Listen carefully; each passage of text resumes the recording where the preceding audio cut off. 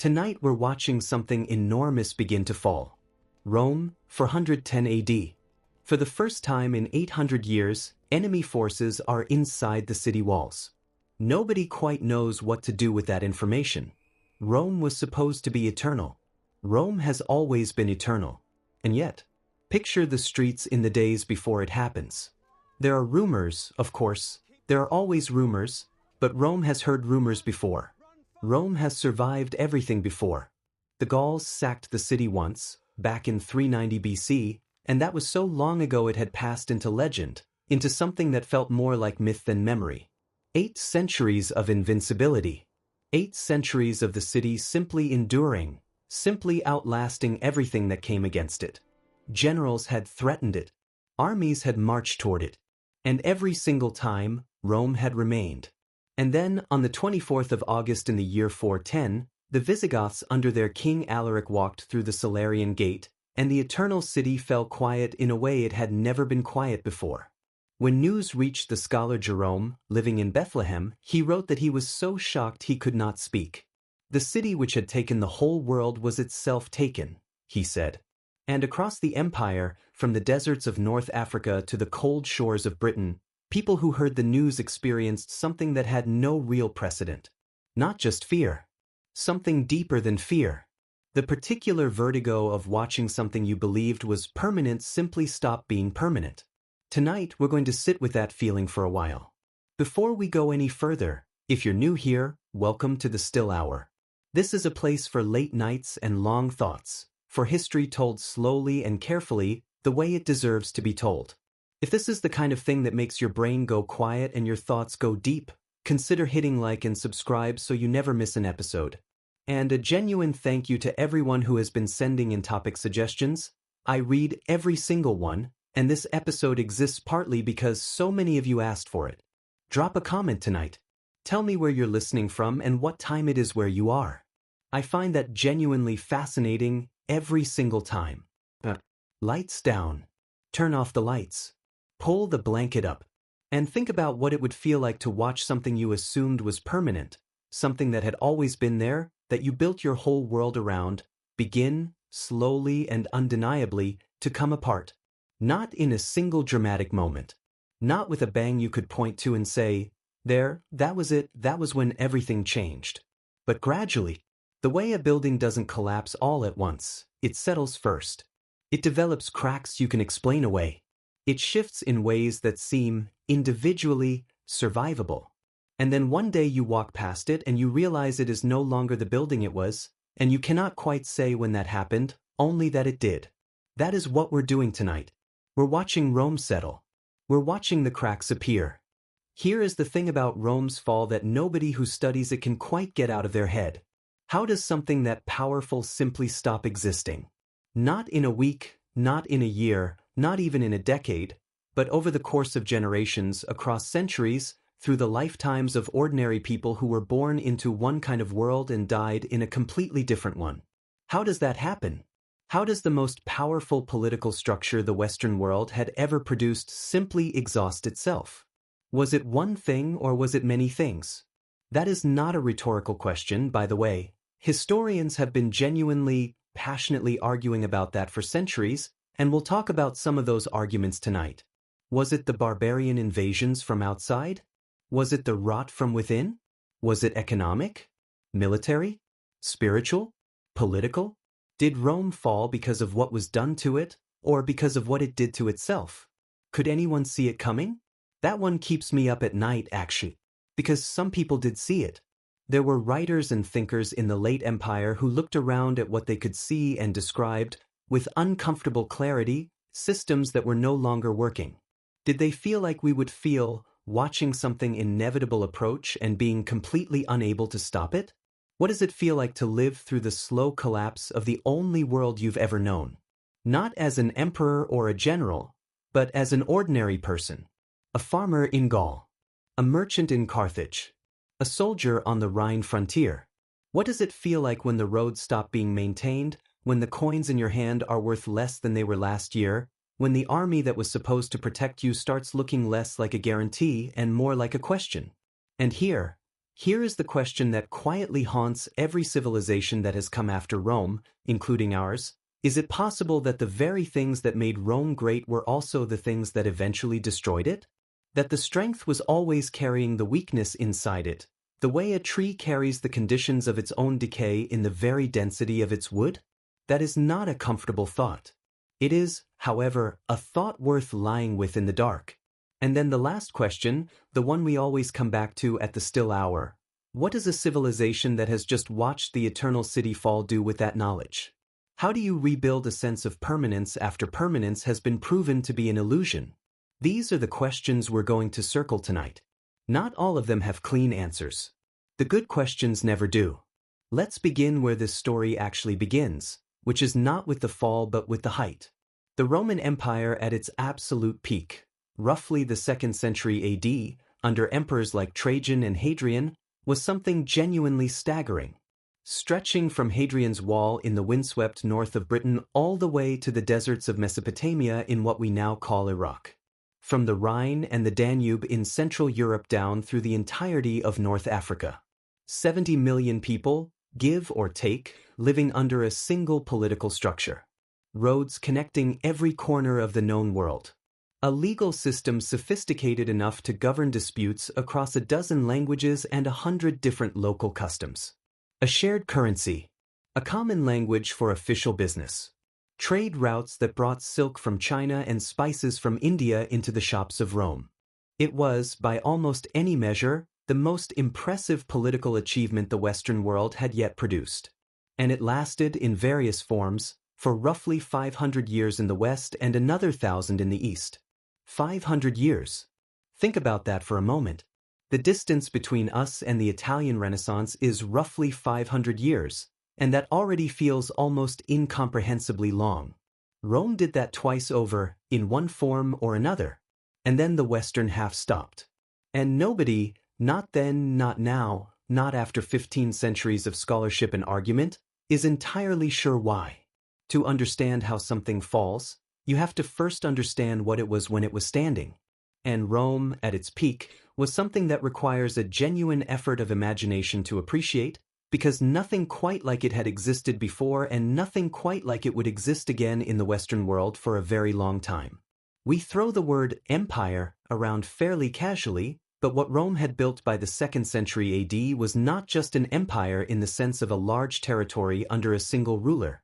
It was something more like an operating system, a way of organizing human life across enormous distances and almost unthinkable diversity, with a coherence and efficiency that, given what they had to work with, was frankly extraordinary.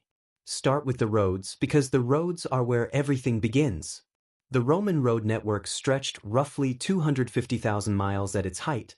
To put that in some kind of perspective, that is more than 10 times the circumference of the Earth. These were not dirt tracks or footpaths.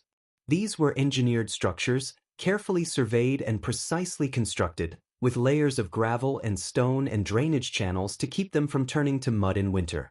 They ran in straight lines wherever the terrain allowed, because the Romans understood that the shortest distance between 2 points was not just a geometric principle but a military and economic one. A legion that can move quickly is a legion that can respond to threats before they become catastrophes. A merchant whose goods arrive in 3 days instead of 7 makes more money, pays more taxes, and keeps the whole system alive. The roads allowed the empire to do something no previous civilization had quite managed, to project power consistently across vast distances with a pre-modern communications infrastructure. A message sent from Rome to a provincial governor on the Rhine could arrive in a matter of days rather than weeks, because there was a relay system of riders and way stations built into the road network. Troops could be moved from one end of the empire to another with a speed that would have been incomprehensible to their enemies. And it worked. For centuries, it genuinely worked. Then there was the legal system.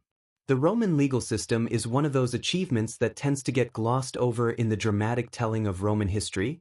It is harder to make exciting than battles and gladiators, but it was arguably the most important thing Rome ever produced, because much of it is still with us. The legal traditions of almost every European country, and many countries beyond Europe, trace their roots directly back to Roman law. Concepts like innocent until proven guilty, the right to face your accuser, the distinction between public law and private law, the idea that a law should be written down and publicly available rather than whatever the powerful person in the room decides it is, these are Roman concepts, or at least Roman articulations of concepts that Rome codified with unprecedented rigor. What this meant practically was that a merchant in Ephesus and a merchant in Londinium were, in theory, operating under recognizably the same legal framework. A property dispute in North Africa could be resolved using principles developed in Rome. A contract signed in one province was enforceable in another. This created, across the enormous diversity of the empire, something like a shared commercial language that made trade and economic activity possible in ways that would otherwise have been fantastically complicated. And then there was the army. The Roman army of the High Empire, the legions that garrisoned the frontiers, the auxiliary units drawn from the provinces, the whole vast military apparatus that kept roughly 70 million people secure, was, at the time, probably the most professionally sophisticated military force the world had ever seen. Not necessarily the largest, and certainly not always the most technologically advanced, but professional in a way that most ancient armies were not.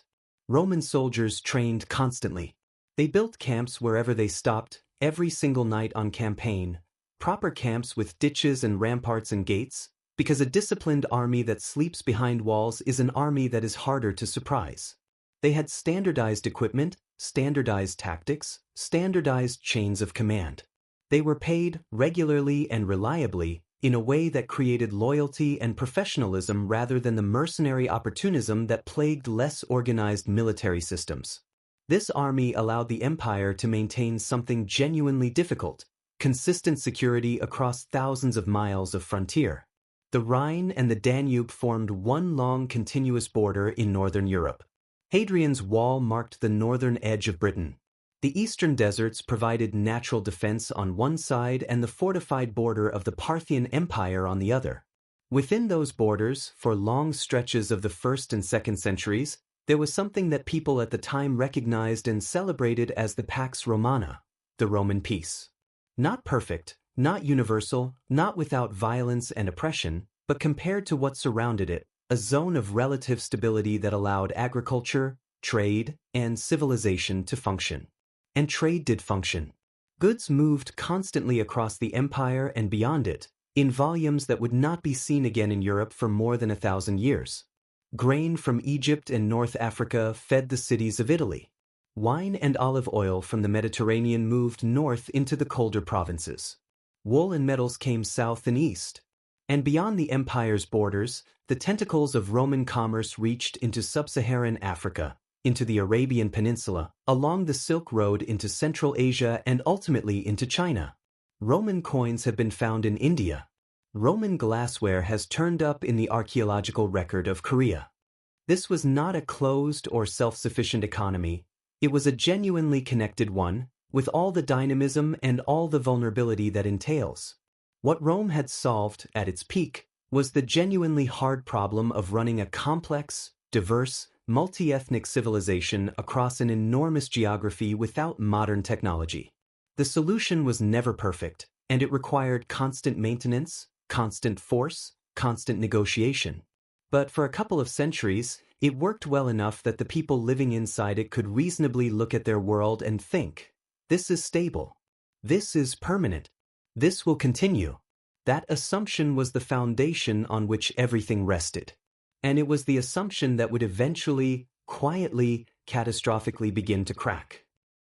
There is something quietly ominous about reading the optimistic writings of the 2nd century now, knowing what comes next.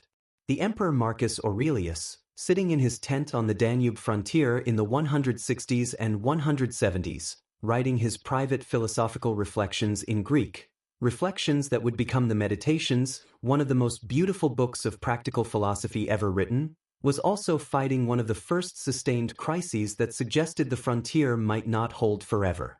He won mostly. He pushed back the Germanic tribes pressing against the Danube. He held the line. But the effort it cost, and the fact that it was necessary at all, should perhaps have told the empire something. It did not quite hear the message yet. The fall of Rome does not begin with barbarians at the gates. It begins, as so many disasters do, from the inside. The year 235 AD is one of those dates that doesn't appear in popular history very often, but historians of Rome treat it with a kind of grim significance, because it marks the beginning of a period so chaotic, so sustained in its instability, that it nearly ended the empire entirely. Not in 410, not in 476, in 235. The empire nearly came apart 50 years before Diocletian, 200 years before the Visigoths, 3 centuries before the Western Empire formally ceased to exist. The period from 235 to 284 AD is known as the crisis of the 3rd century. And to understand just how bad it was, consider this single fact. In those 50 years, Rome had approximately 26 different emperors. 26. In half a century. Which means the average emperor lasted less than 2 years in office, and the vast majority of them did not die peacefully in their beds. They were murdered. By their own soldiers, by their rivals, by their generals, by palace conspiracies, by men who saw the throne and decided that the existing occupant was an inconvenience rather than an obstacle. The Roman Empire had always had a problem with imperial succession. Unlike a monarchy with clear hereditary rules, the Roman system had no formal mechanism for deciding who ruled next. In theory, the Senate conferred legitimacy. In practice, from almost the beginning, what really mattered was control of the army. An emperor who kept the legions loyal, paid and fed and victorious, was safe. An emperor who failed at any of those things was not. This had created instability before. There had been bad years, years of civil war, years when multiple claimants fought for the purple. But the 3rd century was something different in scale and duration. It was not a crisis but a condition. Instability became the normal state of affairs, and that normalized instability had consequences that radiated outward into every part of Roman life. Because here is what happens when your empire has 26 emperors in 50 years. Nothing gets done. Not properly. Not sustainably. Every new emperor who comes to power is focused on one thing first and foremost, and that thing is survival, consolidating his position, rewarding his supporters, dealing with his immediate rivals. Long-term policy requires a long-term perspective, and nobody in this period had the luxury of thinking long-term. Infrastructure maintenance, provincial administration, legal reform, frontier strategy. All of these things require continuity of government. And continuity of government was exactly what Rome did not have. The army, which had always been the foundation of imperial power, became in this period something more like a wrecking ball. Different legions stationed in different parts of the empire began elevating their own commanders to the purple, and the result was a series of barracks emperors, men who were effective generals, sometimes genuinely talented ones, but who owed their position entirely to the loyalty of their specific troops rather than to any broader political legitimacy. When a new general somewhere else decided that his boss deserved to be emperor instead, the result was civil war, and civil war meant legions pulling away from the frontiers to fight other Romans, and that meant the frontiers were weakened at precisely the moment they needed to be strong. And the frontiers needed to be strong, because the peoples living beyond them had been watching, learning, and organizing for generations. The Germanic tribes north of the Rhine and Danube, the Alemanni, the Goths, the Franks, the Saxons, had been in contact with Rome long enough to understand something about how Roman power worked. They had traded with Rome. Some of their men had served in Roman armies. They had absorbed Roman technology and tactics, and they had begun to develop more sophisticated political organizations of their own, moving from loose tribal confederacies towards something more like kingdoms. The Rome of 260 AD faced a more formidable set of external challenges than the Rome of 160 AD, and it was doing so while simultaneously tearing itself apart internally. In 260, things reached a low that even by the standards of the 3rd century was remarkable.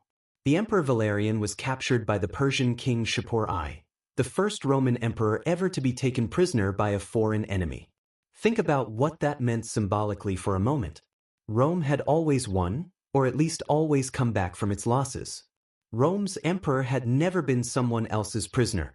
The image of Valerian being forced to kneel before Shapur became one of the great propaganda coups of the ancient world. Shapur had it carved into a rock face in Persia, where it can still be seen today. the humiliated Roman emperor bowing before the Persian king. The shock in Rome must have been difficult to overstate. Meanwhile, the empire briefly fractured. A general named Postumus established a breakaway Gallic empire covering what is now France, Spain, and Britain, and it survived independently for over a decade.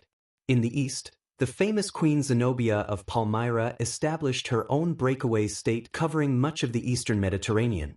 For a period in the 260s and 270s, there were effectively three different Roman empires operating simultaneously, each claiming legitimacy, none able to reunite the whole. The single coherent political structure that had been the empire's greatest strength was simply gone. And underneath all of this, like a slow tide pulling at the foundations, there was plague.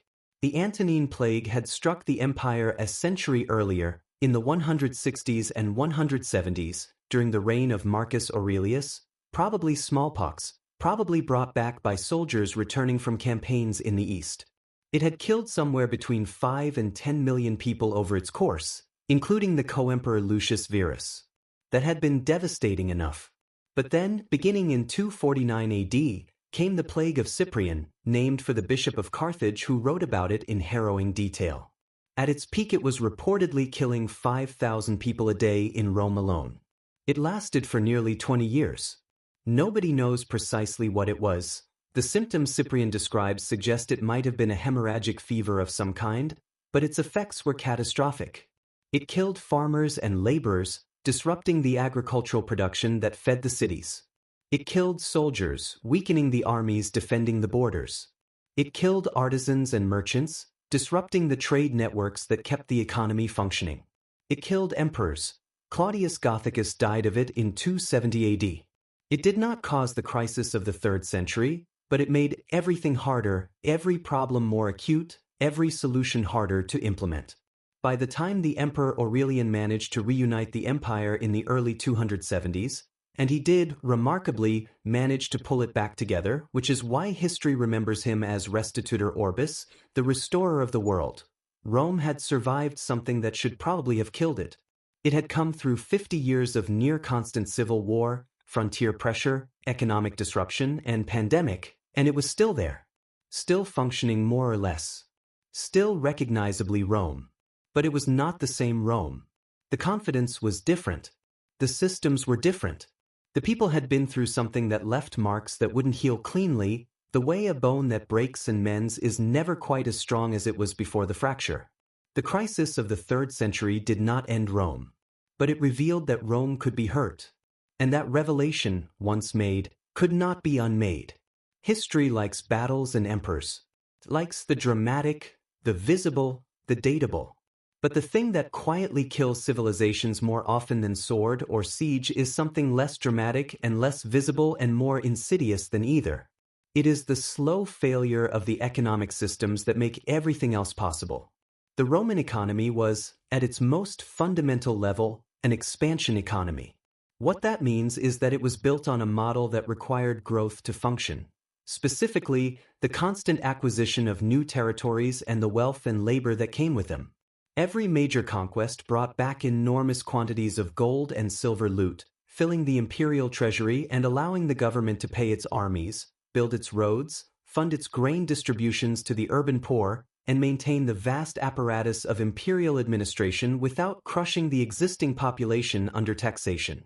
Every new province brought new tax revenues.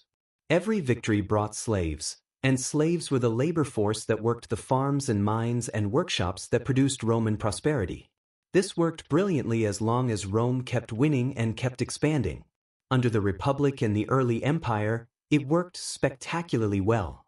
But it contained within it a structural vulnerability so fundamental that it is almost painful to contemplate in hindsight. The moment Rome stopped expanding, the model began to fail. Trajan, in the early 2nd century, was the last emperor to add significant new territory, the conquest of Dacia, roughly modern Romania, and a brief expansion into Mesopotamia in the east. After Trajan, Hadrian made the conscious decision to consolidate rather than expand, building walls and establishing fixed frontiers rather than pushing them further outward.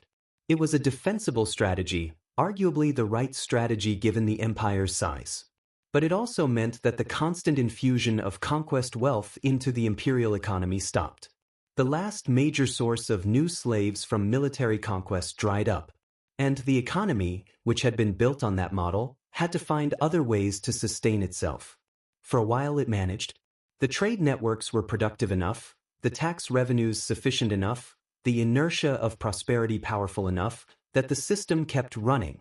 But the pressure built slowly and surely, like water behind a dam that develops hairline cracks.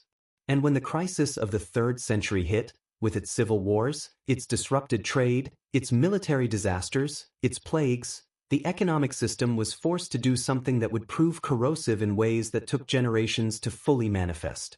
It debased the currency. The denarius, the standard Roman silver coin, had been the currency of the empire for centuries. At its best, it was around 90% silver, a reliable store of value that merchants and citizens trusted because it was consistently what it claimed to be. But maintaining that standard required silver, and silver required revenue, and revenue was becoming harder to find. So gradually, incrementally, the emperors of the 3rd century began reducing the silver content of the denarius.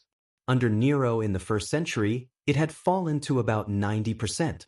By the time of Septimius Severus at the beginning of the 3rd century, it was around 50%.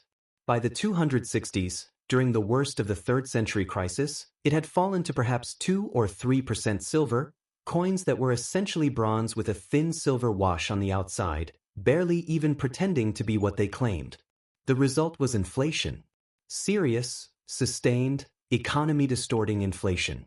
When there are more coins in circulation but each coin is worth less, prices rise. This is not a modern economic insight but a reality that Romans experienced in their daily lives, watching the cost of bread and wine and will climb year after year. Merchants who had set prices in the old reliable denarius found themselves negotiating desperately as the value of what they were being paid dissolved. Soldiers who were promised a certain wage found that their pay, nominally unchanged, bought less than it had the year before.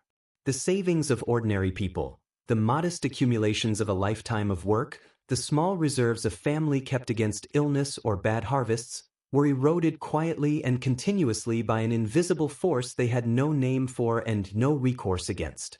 And the government's response to shrinking revenues was to raise taxes, which makes a certain logical sense in isolation, but in the context of an economy already under stress, it was a burden that fell most heavily on the people least equipped to bear it. The wealthy had mechanisms for avoiding or minimizing their tax burden. They always have, in every society and every era. The large landowners of the late Roman Empire were not significantly different from wealthy landowners in any other time and place in that respect, which meant that the tax burden was progressively concentrated on small farmers, urban tradespeople, and the rural poor, the very people whose economic activity was most disrupted by inflation and whose resilience was most limited. The consequences moved through the agricultural economy like a slow poison. Small farmers who could not pay their taxes lost their land, which was absorbed by large landowners. Those dispossessed farmers became tenant farmers or laborers on land they had previously owned, working for whatever terms the landowner dictated, with none of the independence or security they had previously enjoyed. The large estate, the latifundium, had always been a feature of the Roman economy, but in the late empire it became increasingly dominant, and the relationship between the great landowners and their dependent agricultural workers began to look less like the free market of the early empire and more like something we would eventually call feudalism. Not quite serfdom yet, but moving in that direction, slowly and grindingly, one dispossessed small farmer at a time. Meanwhile, the trade networks that had been such a source of dynamism in the High Empire became progressively more fragile.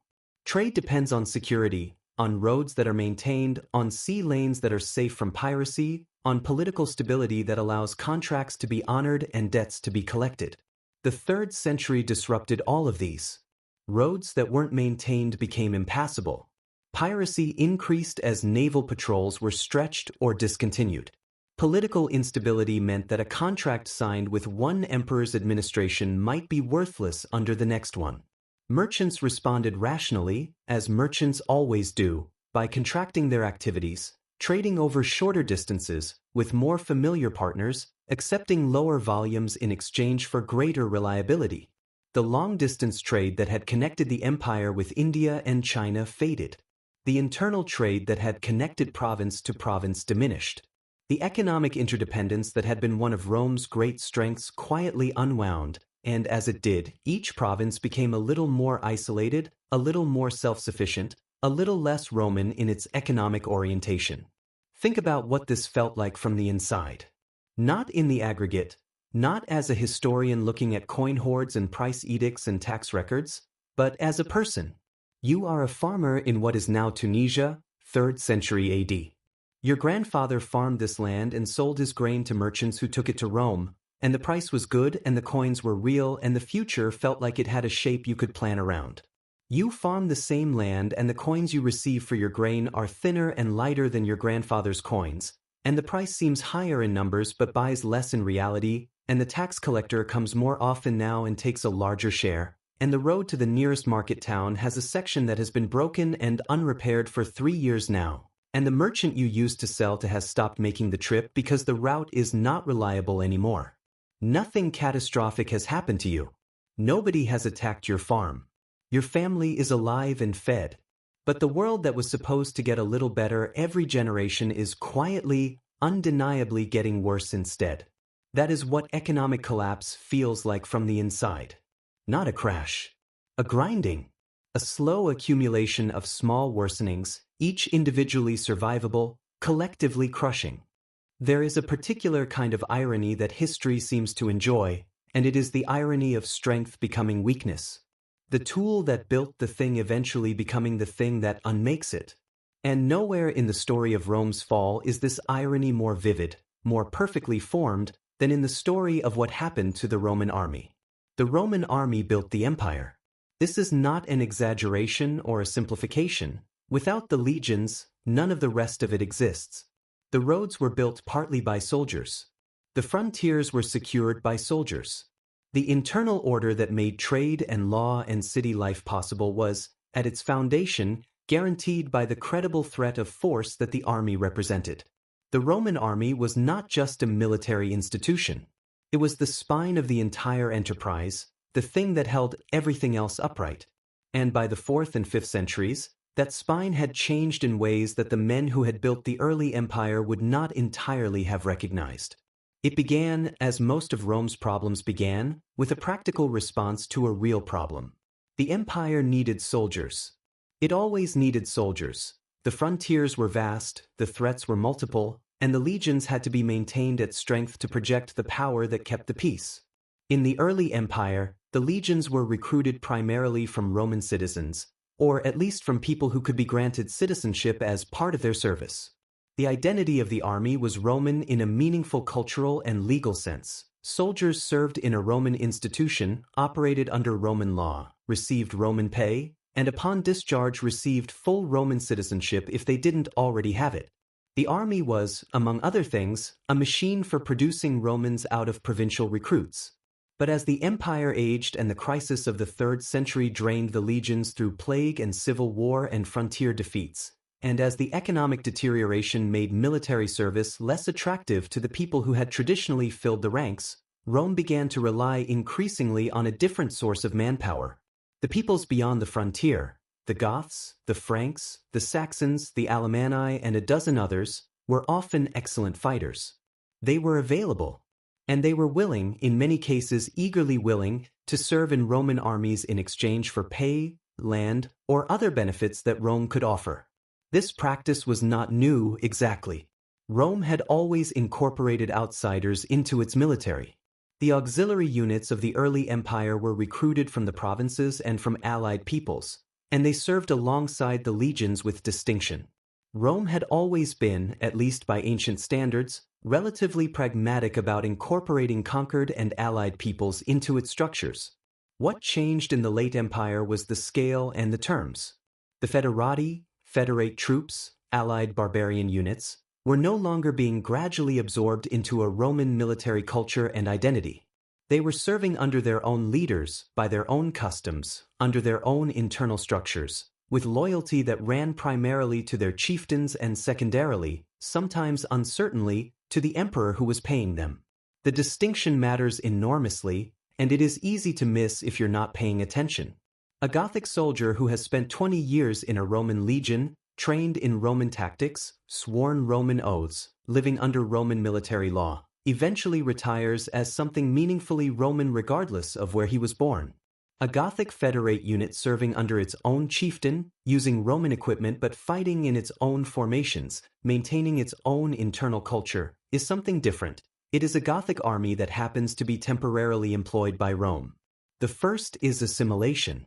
The second is alliance. And alliances, unlike identities, can shift. And as the late empire relied more and more on these Federate units, the composition and character of the Roman army changed in ways that had strategic consequences. The Federate troops were not necessarily disloyal. Many of them served with distinction, and some of the greatest generals of the late Roman period were of Gothic or Frankish origin.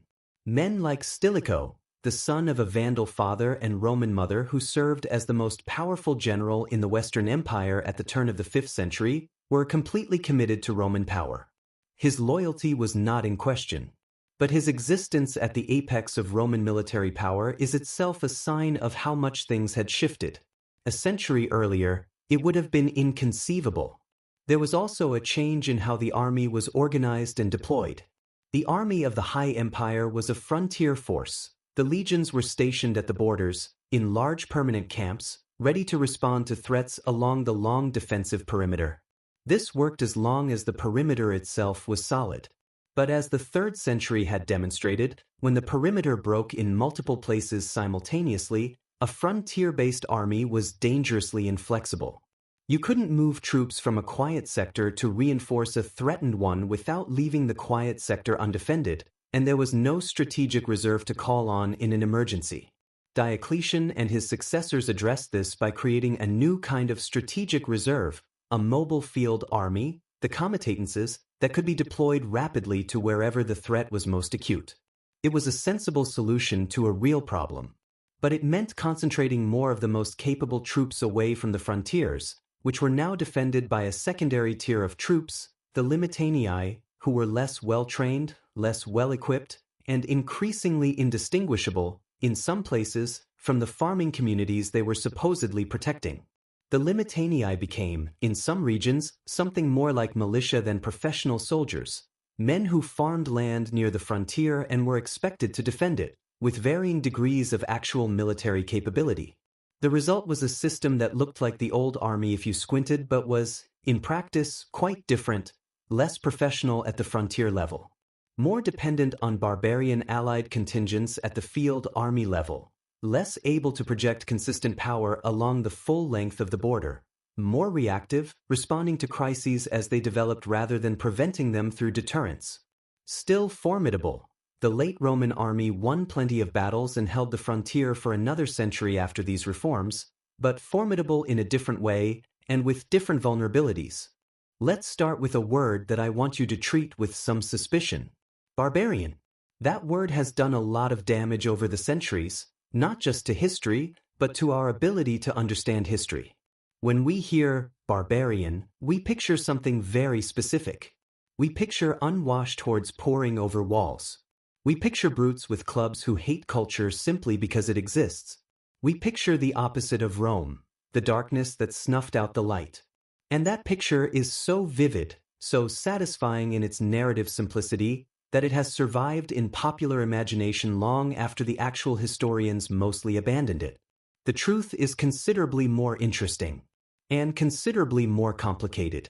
The peoples we call barbarians, the Visigoths, the Vandals, the Franks, the Burgundians, the Ostrogoths, the Huns, the Saxons, the Lombards, were not strangers to Rome. They were not distant aliens who woke up one morning and decided to invade a civilization they'd never heard of. Many of them had been in contact with Rome for generations. Some of them had been in sustained, intimate contact with Rome for centuries. They traded with Rome. They served in Rome's armies, sometimes in enormous numbers. They married Romans. They admired Roman culture, Roman architecture, Roman law, Roman wealth, in ways that were sometimes deeply sincere. There were Germanic chieftains who collected Roman tableware the way a person today might collect luxury goods, not because they were imitating Rome mockingly, but because they genuinely found it beautiful, because they aspired to it. The word barbarian itself comes from the Greek barbaros, which originally just meant foreign, someone who speaks a different language, whose words sound to Greek ears like bar bar bar, indistinct noise. It carried connotations of cultural inferiority, yes, but the Romans used it loosely, practically. It meant roughly people who are not us. And the category was always more porous than the word implies. A Germanic warrior who joined a Roman legion and served for 20 years. Was he a barbarian? The Roman general Stilicho, who spent a decade defending the Western Empire heroically against all enemies including Alaric's Visigoths. His father was a Vandal. Was he a barbarian? Aetius, one of the last great generals of the Western Empire, the man who stopped Attila the Hun at the Battle of the Catalonian Plains in 451, he had spent years as a young man living as a hostage among the Huns, spoke their language, understood their culture intimately. He used that knowledge to fight them. What do we call him? The point is that the frontier between Rome and the barbarian world was not a wall. It was a membrane, something permeable, constantly negotiated, constantly crossed in both directions. And the peoples pressing against and eventually settling within the Western Empire's borders were doing something complicated. They weren't simply attacking a thing they hated. In many cases, they were trying to get inside something they wanted. Take Alaric and the Visigoths. This is worth understanding properly, because Alaric's sack of Rome in 410 is one of the most famous events in all of Roman history, the first time enemy soldiers had walked the streets of Rome in 800 years, and it is almost universally misunderstood. The sack of 410 was not, first and foremost, an act of conquest. It was the consequence of a negotiation that went wrong. Alaric had spent years, trying to get the Western Roman government to grant his people federate status, an official, recognized, legitimate place within the empire. Land to settle. A formal military role. Integration, not destruction. He didn't want to burn Rome. He wanted Rome to acknowledge him. The Western court, based safely in Ravenna behind its marshes, kept stalling. They negotiated, then reneged. They promised, then delayed. Alaric besieged Rome twice before he finally sacked it, and even then, the sack was relatively restrained by ancient standards. He gave explicit orders to spare the churches. He wasn't trying to erase Rome. He was trying to punish it. There's a difference. A devastating, historically important difference. And this pattern, of peoples who wanted to be part of Rome, who found themselves excluded or betrayed or simply unable to fit into a structure that was no longer functioning well enough to absorb them, this pattern plays out again and again in the final century of the Western Empire. The Visigoths eventually got what they'd always wanted. They were settled as federates in southwestern Gaul and Iberia, where they established a kingdom that was simultaneously Roman and Visigothic, that used Roman law, that had Roman-educated administrators, that spoke Latin in its courts. The Burgundians did the same in what is now southeastern France.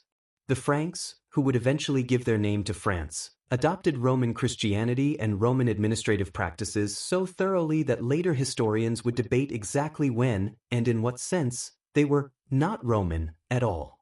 The Vandals, who get possibly the worst press of any group in this whole story, their name gave us the word vandalism, are a particularly interesting case.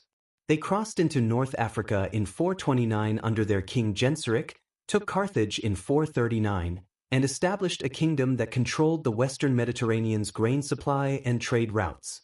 Their sack of Rome in 455 was genuinely more destructive than Alaric's. They took 2 weeks and stripped the city methodically. But even here, the context matters. They did not massacre the population. They did not burn the city. They carried off enormous wealth and a number of important people, but the city survived. The Vandal reputation for pure destruction is, to a significant degree, a label applied by their enemies who had very good reasons to make them look as bad as possible. What I want you to hold on to as you drift toward sleep is this. The end of the Western Roman Empire was not a story of civilization being destroyed by savagery. It was a story of civilization being transformed, slowly, unevenly, sometimes violently, by peoples who were already deeply shaped by the very civilization they were inheriting. They were Rome's enemies and Rome's allies and Rome's soldiers and eventually Rome's heirs, often within the same generation, sometimes within the same family. The barbarian kingdoms that rose on the bones of the Western Empire were not Rome's opposites. In many ways, they were Rome's children. By the middle of the 5th century, the title of Western Roman Emperor was, to be direct about it, not worth very much. That sounds almost comical when you say it plainly. The Western Roman Emperor, heir to Augustus, descendant in office of the man who had turned the Mediterranean world into a single political unit, was, by 450 or so, largely a ceremonial figure. He sat in Ravenna, surrounded by courtiers, draped in purple robes, receiving the proper honors from everyone around him, and had very limited ability to actually make things happen. Real power had migrated, clearly and decisively, to the military commanders. And those commanders, here is the twist that makes this period genuinely fascinating, were increasingly, often predominantly, of barbarian origin. This wasn't accidental. It was the logical outcome of decades of Roman military practice. As the empire had struggled to recruit enough Roman citizens for its legions, it had relied more and more heavily on barbarian federates, Germanic warriors who fought under their own leaders, according to their own customs, in exchange for land or payment. Over time, the most capable of these leaders had risen through the Roman military hierarchy. They became generals. They became the men the emperors depended on. And once you're the man the emperor depends on, the step from dependency to control is surprisingly short. Stilicho, the half-Vandal general I mentioned earlier, was the effective ruler of the Western Empire through most of the reign of the Emperor Honorius, who, it has to be said, was not a man history has treated kindly. Honorius is the emperor famous for, upon being told that Rome is lost, reportedly asking anxiously about his chickens. He kept a flock of pet poultry at Ravenna, and he apparently thought the messenger was talking about one of them. Now, historians debate whether this story is literally true. But the fact that it was told about him, that it circulated and survived, tells you something about how the people around him perceived his engagement with events. Stilicho was murdered in 408 on Honorius's orders, following a political crisis and accusations of treason. It was one of the Western Empire's great self-inflicted wounds. Within 2 years of Stilicho's death, with his capable, difficult, complicated presence removed from the board, Alaric sacked Rome. After Stilicho came Aetius, the last of the Romans, as he was sometimes called, the general who, in 451, organized the coalition that stopped Attila the Hun at the Battle of the Catalonian Plains. It was arguably the last great military achievement of the Western Empire, and it was achieved by a man who had grown up among the Huns and spent much of his career playing various barbarian factions against each other with extraordinary skill. His reward was to be murdered by the Emperor Valentinian III in 454, personally, with a sword. Valentinian reportedly stabbed Aetius with his own hand in a fit of paranoid jealousy. A Roman senator, when he heard what had happened, is said to have told the emperor, "I know not, sire, with what hand you have cut off your right hand." Within a year, Valentinian himself was murdered. And so it went. The Western emperors of the final decades are a largely sad parade. Some usurpers who lasted months, some children who were placed on the throne by the generals who wanted a compliant figurehead, a few men who seemed to have been capable but were given nothing to work with. The empire they nominally ruled was fragmenting in real time. Gaul was partly under Visigothic control, partly under Burgundian control, partly under Frankish control.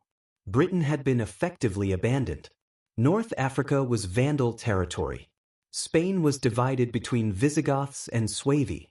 What the Western Emperor actually ruled, in practical terms, was shrinking toward a rump of Italy, and even there, his authority depended on the goodwill of whoever happened to be the dominant military commander.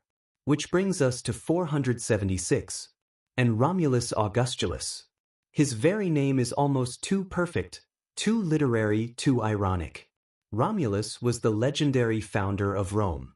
Augustus was the first emperor, the man who began it all. Romulus Augustulus carried both those names, as if history had decided to be explicit. He was, by most accounts, somewhere around 15 or 16 years old when he became emperor in 475. His father, Orestes, a Roman general with a complicated history that had at one point included serving as Attila the Hun's secretary, had placed him on the throne after deposing the previous emperor. Orestes was the power behind the throne. Romulus was the name on the purple robes. He lasted less than a year. Odoacer, a Germanic chieftain of mixed Syrian and Hunnic heritage who commanded a large force of barbarian troops in Italy, had asked, through the proper channels, to be granted land in Italy for his soldiers. Orestes refused. Odoacer's response was efficient. He marched on Ravenna, killed Orestes, and deposed Romulus Augustulus. In late August or early September of 476 AD, the exact date is uncertain, Romulus Augustulus was removed from the throne. And here is the part one love. Here is the part that says everything about how this ending actually felt to the people living through it. Odoacer didn't kill the boy emperor. He sent him into comfortable exile in Campania, possibly at Castel dell'Ovo near Naples, and appears to have paid him a pension. Romulus Augustulus was not worth killing. He was not dangerous. He was a teenager in fancy clothes whose father had briefly borrowed a title. Odoacer didn't declare a new Western Empire. He didn't make himself emperor. He simply sent the imperial regalia, the diadem, the robes, the physical objects of Western imperial authority, to Constantinople, with a politely worded message to the Eastern Emperor Zeno explaining that the Western Empire no longer needed a separate emperor, as one was quite sufficient. Zeno received this message with, one imagines, some diplomacy and possibly some quiet satisfaction. He gave Odoacer the title of patrician. Odoacer ruled Italy as a king. Nobody at the time seems to have understood that this was the end of the Western Roman Empire. There was no collective gasp, no memorial services, no sense, apparently, that something fundamental and unrepeatable had just concluded. The people living in Italy in 476 had already watched a long series of emperors come and go, many of them lasting less than a year, most of them making little practical difference to daily life. One more removal, one more quiet administrative reshuffling. It didn't feel like the death of a civilization. It felt like Tuesday. That, in its own quiet way, is the most extraordinary thing about this ending. The most famous fall in history went almost unnoticed by the people who lived through it. Now we come to the question that has kept historians employed for 15 centuries and shows no signs of letting them retire. Why did Rome fall? I want to spend some real time here, because this question genuinely matters. Not just as a historical puzzle, though it is a magnificent historical puzzle, but as something more urgent than that. Understanding why great things end is one of the most important things human beings can try to understand. Empires, institutions, civilizations, they all seem permanent from the inside. The people living within them almost always assume they will last forever, or at least longer than a human lifetime. Understanding the mechanisms of collapse is not morbid. It's essential. So let's go through the major theories, and I want you to notice how each one is compelling and how each one is also incomplete. The simplest explanation, and simplicity has a lot going for it in historical arguments, is military and barbarian pressure. Rome was simply overwhelmed by external forces it could no longer resist. The migration period of the 4th and 5th centuries brought enormous pressure to bear on the empire's borders, pressure that the legions could not contain. The Huns pushed the Germanic peoples westward and southward, creating a cascade of displacement that crashed against the Roman frontier with irresistible force. Simple. Hard to argue with. Except, and here is the first crack in every theory, Rome had faced comparable external pressure before and survived. The crisis of the 3rd century, which we discussed in Part 1, saw the empire nearly torn apart by invasions, civil wars, and economic chaos simultaneously. It survived. The earlier Germanic incursions under Marcus Aurelius were serious and sustained. They were repelled. If barbarian pressure alone were sufficient to destroy Rome, Rome should have fallen 200 years earlier. Something changed. Something made Rome less capable of absorbing that pressure than it had been. So military pressure might be part of the answer, but it can't be the whole answer. It raises the question, why was Rome weaker? Which brings us to economic collapse. And this one has a great deal of evidence behind it. The Roman economy of the late Empire was genuinely in serious trouble, and had been for a long time. Currency debasement, the progressive reduction of the silver content in Roman coins as emperors struggled to pay their armies, had been going on since the 3rd century. By the late Empire, the silver denarius was essentially bronze with a thin silver wash. The consequence was inflation, serious, sustained inflation that eroded the purchasing power of ordinary Romans, disrupted trade, and made economic planning at every level increasingly difficult. Crushing taxation, imposed to fund the military, the bureaucracy, the imperial court, drove farmers off their land and into debt or flight. Disrupted trade routes reduced the flow of goods that had knitted the empire together. Archaeological evidence, and this is where it gets really compelling, shows measurable decline in material indicators of prosperity, fewer coins in circulation, smaller cattle, suggesting poorer nutrition and farming, reduced pottery production, contraction of urban centers. The economy wasn't just struggling in theory.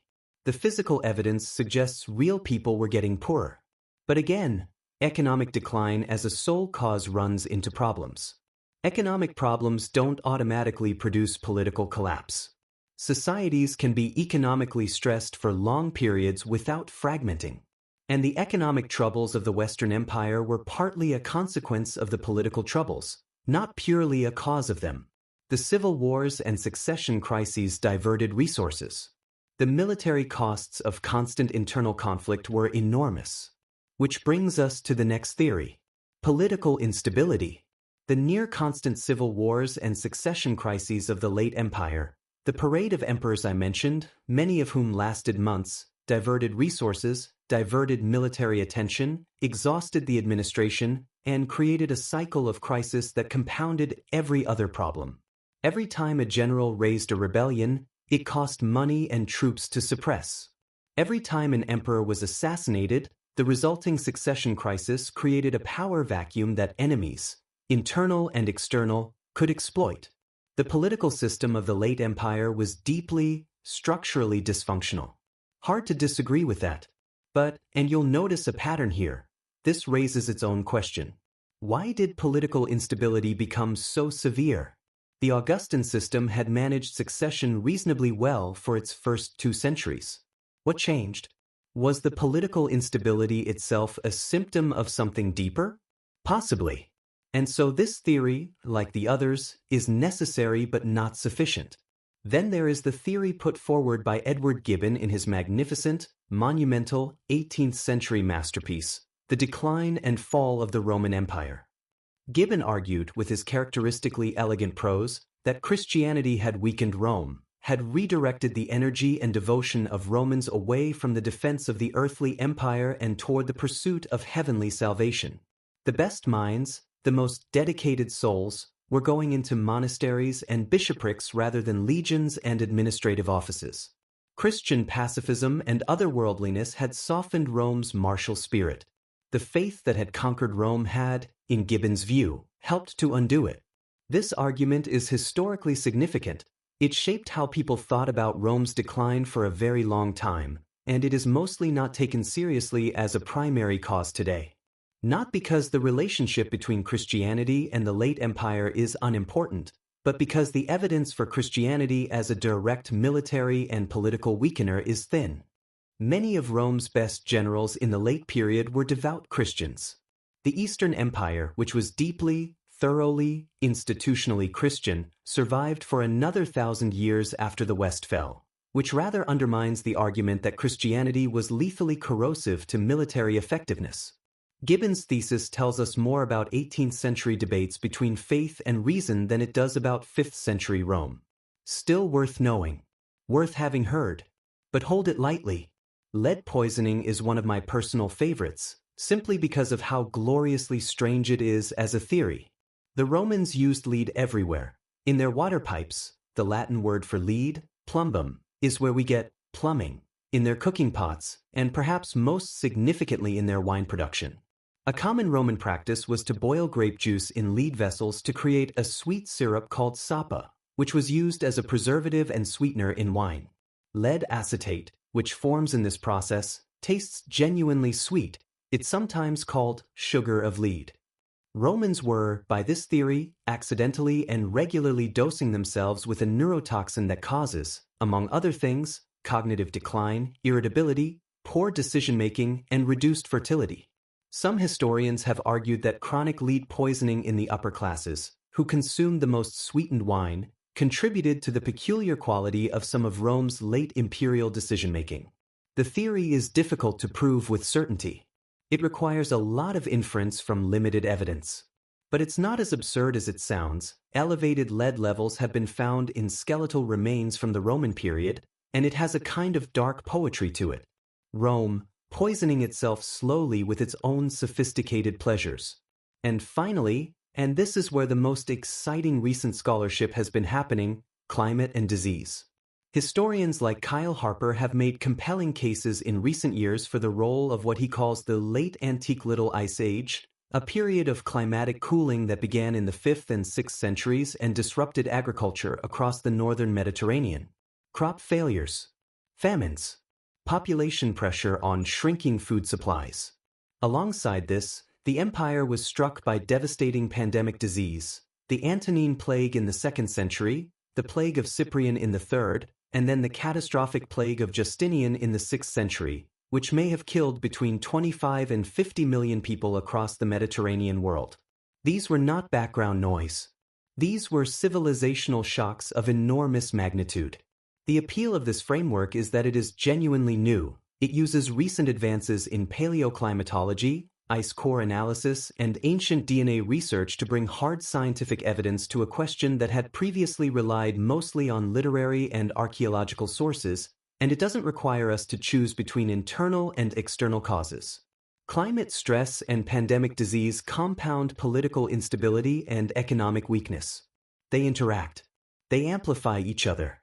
A society under economic stress has less resilience when a plague arrives. A political system under pressure fragments more easily when crops fail. You don't need one cause. You need the right combination of causes at the right time, exceeding the system's capacity to absorb them. And that, I think, is the most honest answer to why Rome fell. Not a single cause, but a convergence. Military pressure, economic decline, political dysfunction, environmental stress, and pandemic disease, arriving together in a period when the Western Empire had already exhausted much of its institutional resilience in a century of crisis. Any one of those factors alone might have been manageable. Together, in sequence, over a long enough period, they were not. The debate is not over. It won't be over in our lifetimes. And I find that deeply comforting in a way that a question this large, about something this important, resists easy resolution. It should resist easy resolution. Easy answers to hard questions are almost always wrong. But here is the thing. Here is the thing that I want you to really sit with as you settle toward sleep. Rome fell. Or Rome transformed. Or Rome ended and also, in some sense, didn't end. Whichever framing you prefer, and we'll come to that argument in a moment, something unmistakable happened. The Western Empire, as a functioning political entity, stopped existing in 476 AD. The legions were gone. The emperor was gone. The administrative structure that had connected Britain to Egypt, that had moved grain from North Africa to the cities of Italy, that had maintained roads and courts and a common legal language across 3 million square miles. That structure was gone. And yet, look around you right now. I mean that literally. Whatever room you're lying in, whatever country you're in, there is almost certainly something within arm's reach that traces directly back to Rome. Not in a vague, metaphorical sense. In a concrete, traceable, historically documented sense. Start with language. If you are listening to this in English, you are speaking a language whose vocabulary is roughly 60% derived from Latin, directly, or through Latin's daughter languages. But those daughter languages are the more remarkable story. The fall of the Western Empire did not kill Latin. It fragmented it, and from those fragments grew an entire family of languages that between them are spoken today by approximately 1 billion people. French, Spanish, Portuguese, Italian, Romanian, Catalan, Occitan, and dozens of others, smaller and regional. All of them Latin, all of them Rome. When a person in Buenos Aires tells their child that they love them, they are using words whose roots go back to the language of Augustus Caesar. When a woman in Bucharest gives directions to a stranger, the grammatical bones of what she says were laid down by Roman administrators 2,000 years ago. Language is the most intimate possible inheritance. It is how we think. And 1 billion people are still thinking in part in Rome's language. Then there is Roman law. This one is so vast it's almost impossible to summarize without losing the scale of it. Roman legal concepts, the presumption of innocence, the distinction between criminal and civil law, the idea that law should be written down and publicly available, the legal personality of corporations and institutions, the systematic codification of legal principles, filtered into the legal systems of virtually every country in Western and Central Europe, and from there into the legal systems of their colonies and successors across the Americas, Africa, and beyond. The Corpus Juris Civilis, the great codification of Roman law completed under the Eastern Emperor Justinian in the 6th century, after Rome had fallen in the West, became the foundation on which medieval European legal thinking built. Scottish law, Spanish law, French law, Louisiana law, Quebec law, South African law, Chilean law, all of them carrying the genetic imprint of the Roman legal tradition. When a contract is enforced in a courtroom in Sao Paulo or Edinburgh, Roman lawyers are, in some ghostly sense, still at work. The Catholic Church. I want to be careful here not to reduce something as complex as the Church to a simple Roman inheritance, because that would be unfair to 15 centuries of independent theological and institutional development. But it is genuinely true that the Church preserved Roman organizational structures through the collapse of the Western Empire in ways that were crucial to what survived. The Church's dioceses, its administrative divisions, followed the boundaries of Roman administrative districts. Latin remained the language of the Church's liturgy, its scholarship, its official communications, for well over 1,000 years after the fall of Rome. The great monasteries of the early medieval period preserved Roman manuscripts, Roman knowledge, Roman science, not because they were Roman institutions, but because they valued learning, and the learning that existed was written in Latin.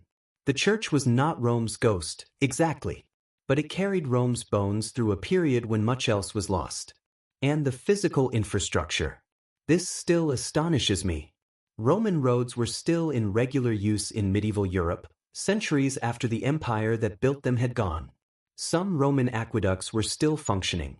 Roman buildings, not as museums but as actual functioning structures, were being lived in, worked in, worshipped in. The Pantheon in Rome, built under Hadrian in the 2nd century AD, became a Christian church in 609 and has been in continuous use ever since. Continuous use for nearly 2,000 years. Roman amphitheaters across Europe and North Africa were converted into housing, fortresses, entire small towns built within their walls. The infrastructure was so solid, so over-engineered, that it outlasted not just the empire but the entire civilization that followed it. There is something in this that I find genuinely moving. The Roman engineers who built those roads, who designed those aqueducts, who laid the foundations of those buildings, they were doing their jobs. Solving practical problems. Getting water from one place to another. Making it possible to move an army quickly from Rome to the Rhine. They had no idea they were building something that would still be there 1,000 years after everything else they knew had changed. They couldn't have known. And yet there it is. The road still runs. The water still flows. The building still stands. Rome left behind an empire of stone and law and language. And in a very meaningful sense, that empire never entirely fell. Which brings us, finally, to the question underneath the question. The philosophical one. The one that, once you start pulling on it, doesn't quite let you go. Did Rome actually fall? I know we've been calling this series The Fall of the Roman Empire. And 476 AD is the date almost everyone uses. Romulus Augustulus was deposed. Odoacer sent the regalia to Constantinople. The Western Empire, formally, ended. That is not in dispute. But here is what historians have been arguing about for decades, and what I think is genuinely worth sitting with. The historian Brian Ward-Perkins, in his 2005 book, The Fall of Rome and the End of Civilization, makes a very powerful case that what happened in the 5th century was a real catastrophe, not a gentle transformation, not a passing of the baton, but an actual collapse that caused measurable, significant decline in human welfare across Western Europe. He uses archaeological evidence, pottery production, building construction, cattle size, coin circulation, literacy rates, to show that material living standards in the post-Roman West fell sharply and stayed low for centuries. People were poorer. They lived shorter lives. They built smaller, simpler buildings. They wrote less. They traded less. The infrastructure that had sustained a sophisticated, interconnected economy was not maintained because the institutions that maintained it were gone. The lights didn't go out all at once. Dramatically, they dimmed. Slowly, but they dimmed. Ward-Perkins takes seriously the idea that this was a loss. A genuine loss that we should not minimize by softening it into transformation. And I think he's right that we should take the loss seriously. The lives of real people got harder. The complexity that Rome had made possible, the wine from Gaul on a table in Britannia, the grain from Egypt feeding the cities of Italy, the legal system that gave even a relatively poor Roman certain rights and expectations, that complexity diminished. It matters. The people who lived through it, who watched their town's aqueduct stop working, who found that the roads were no longer maintained, who saw the markets shrink and the coins become increasingly worthless, they experienced a real decline in the quality of their daily lives. We should not airily dismiss that as transformation in a way that makes it sound neutral or painless.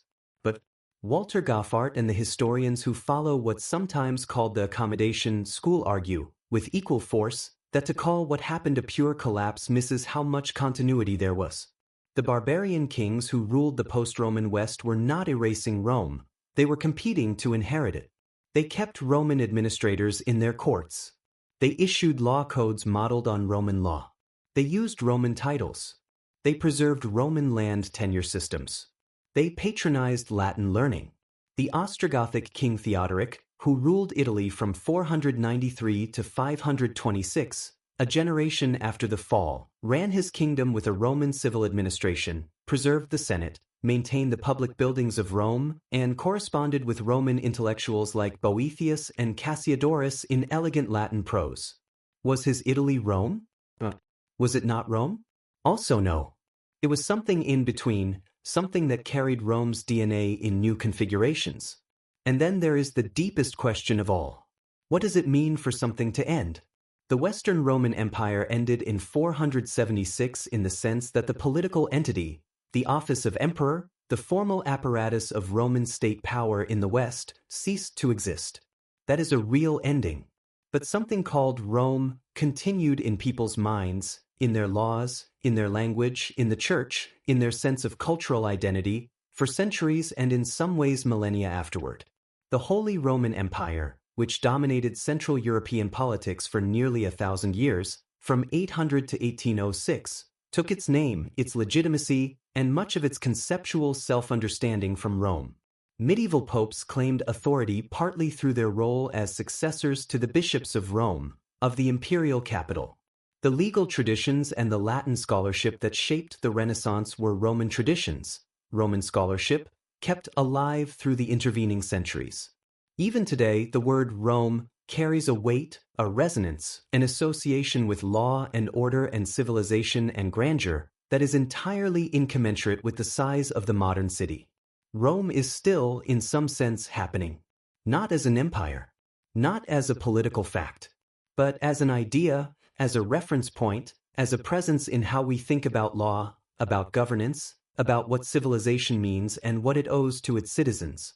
2,500 years after Romulus supposedly founded it, the city's name still means something. Still carries something. That's not nothing. That's, in fact, remarkable. Maybe the most honest answer, the answer that holds both Ward-Perkins and Goffart, both the loss and the continuity, without falsely resolving the tension between them, is that Rome didn't fall so much as it changed into something else.